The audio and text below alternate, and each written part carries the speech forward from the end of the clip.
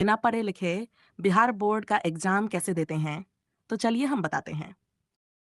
है संभावना है लोग पास भी करते हैं, लेकिन उसके लिए आपको सिर्फ 5 बातों पर ध्यान देना होगा।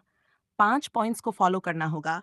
और ये जो पांचों पॉइंट्स मैं आपको बताने वाला हूं नन, अगर आपने इस पर अमल कर लिया, इसको फॉलो कर लिया, तो सवाल ही नहीं उठता कि आप बोर्ड एग्जाम में, आप चाहे वो 10th का हो, चाहे 12th का हो, उसमें आप फेल हो जाएं। इसका तो कोई सवाल ही नहीं उठता। लेकिन अगर आप पढ़ने वाले स्टूडेंट हैं, तब तो आपको वैसे भी कोई दिक्कत नहीं है। लेकिन पढ़ने वाले स्टूडेंट हैं, तो भी अगर आप इन 5 पॉइंट्स को फॉलो करते हैं, तो समझिए कि आपका मार्क्स और बेहतरीन हो सकते हैं। और अगर पढ़ने वाले स्टूडेंट नहीं हैं, तब तो आपको इन्हें फॉलो करना ही है, और इनको फॉलो करके आप पास तो कर ही सकते हैं। फेल तो किसी हाल में आप नहीं होंगे। लेकिन उन पांचों पॉइंट्स को जानने से पहले आपको ये जान लेना है कि अगर आपके एग्जाम में ऑब्जेक्टिव क्वेश्चन भी आते हैं, एमसीक्यू यानी मल्टीपल चॉइस बेस्ड क्वेश्चन भी आते हैं, तो देखिए, ऑब्जेक्टिव क्वेश्चन में एक ही तरीका बचता है।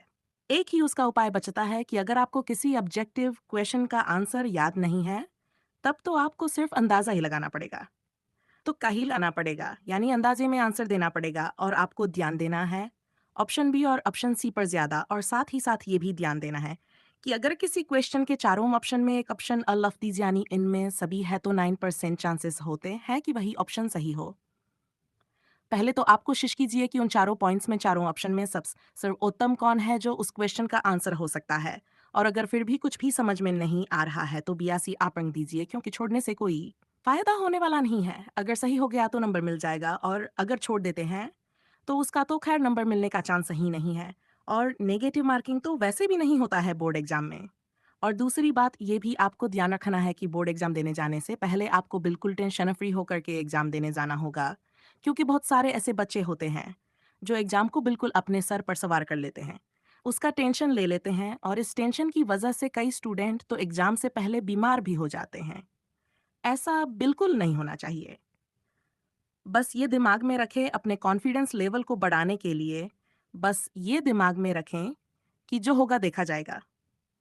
तो बिना पढ़े बोर्ड एग्जाम पास कैसे करें, उसका सबसे पहला पॉइंट है कि अब एग्जाम से पहले जितना भी टाइम बचा हुआ है, जितने दिन भी बचे हुए हैं, उसमें आप अपनी हैंड राइटिंग को, अपनी लिखावट को सुधारें।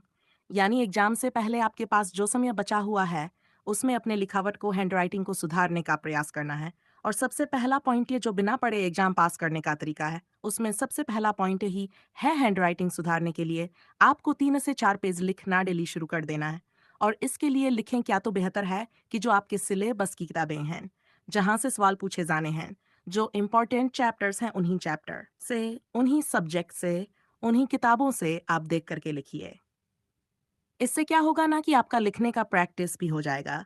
साथ ही साथ आपको सिलेबस, अपने कोर्स से जुड़े हुए कुछ क्वेश्चन, कुछ पॉइंट्स भी याद हो जाएंगे, क्योंकि लिखने से जो बेहतर तरीका याद करने का, वो और कुछ नहीं होता।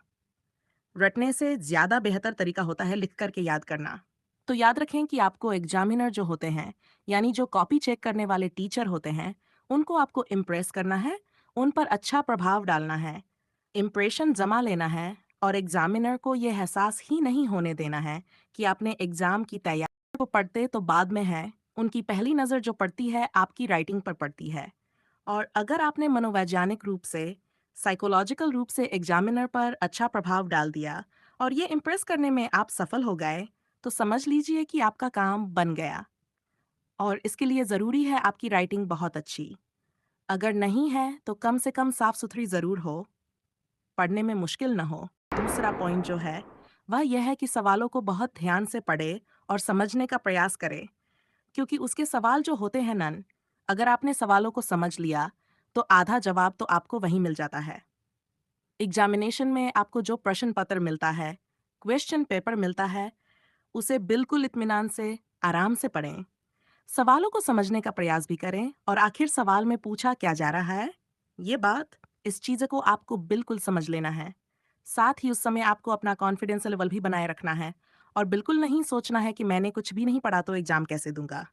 देखिए, कई बच्चे एग्जामिनेशन हॉल में जाते ही घबरा जाते हैं, उनकी धड़कन तेज हो जाती हैं, लेकिन आपको ऐसा बिल्कुल नहीं होने देना है।